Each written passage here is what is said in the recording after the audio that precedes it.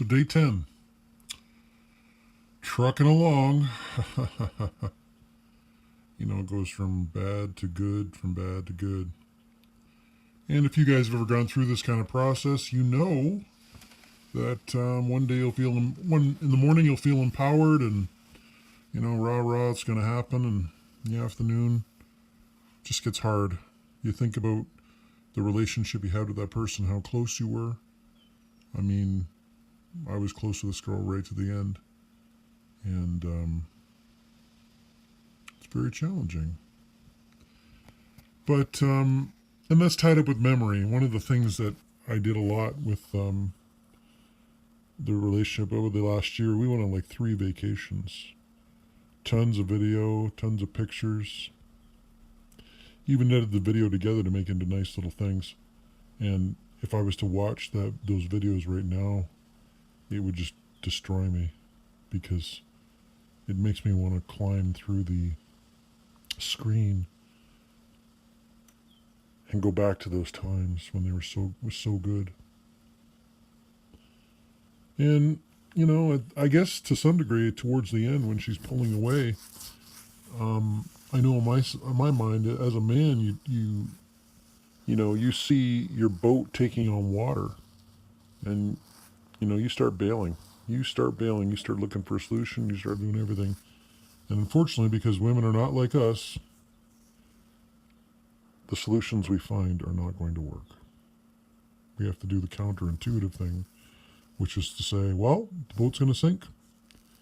Hope you can swim. And that's really what has to happen here. The boat's going to sink, hope you can swim. But, I was thinking about, I've even got audio of when we were together. There's a couple of times that there was some audio that was just part of some videos I had, and just our interactions and conversations, and I can listen to the compliments, listen to the words of love. Again, words of love and the compliments that are not that old. And I say to myself, it's in there somewhere. Women have the ability to, they think in the moment, I think I've said this before, reactively. They're not being proactive. And I think that, sometimes people just get mired up in other shit, and, ejecting excess weight is sometimes easier than trying to land the plane fully loaded. But it does not make it any less difficult. Today I had to coach myself. It's almost like I had to talk to myself as if I was talking to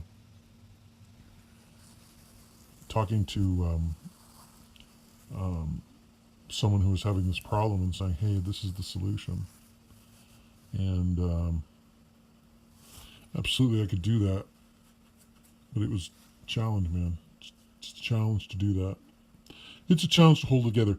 It is a challenge not to get in my car, drive to her house, and say, what the fuck? In a nice way, of course, but, and, which, not unlike stuff I've done in the past from the standpoint of, but I think that, we're at the point now when she's just like, don't contact me.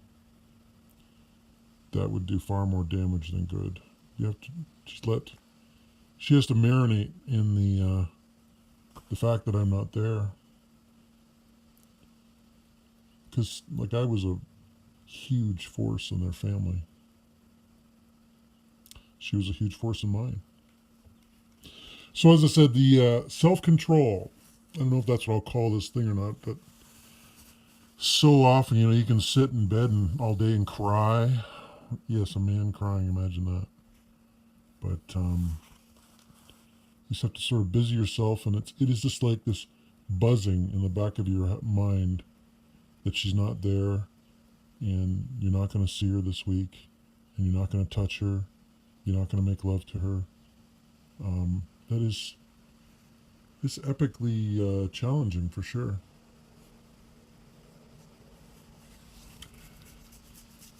So, I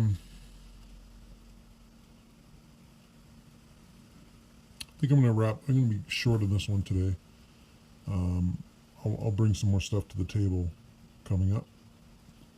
But it is day 10. Again, I don't expect any contact for, I'm going to say 20 days. Probably 30. I hope it's not 60. I hope it's way before then. But I thought to myself today, if she reached out today, what would change? I'd still be the simping character that I am. I got to break that. I got to stop the simping and just be stronger and unaffected. It's very hard for a man to do when he loves. As I told you guys earlier, when men love women, when we really love them, there's nothing stronger. And unfortunately, women don't know how long term to appreciate that.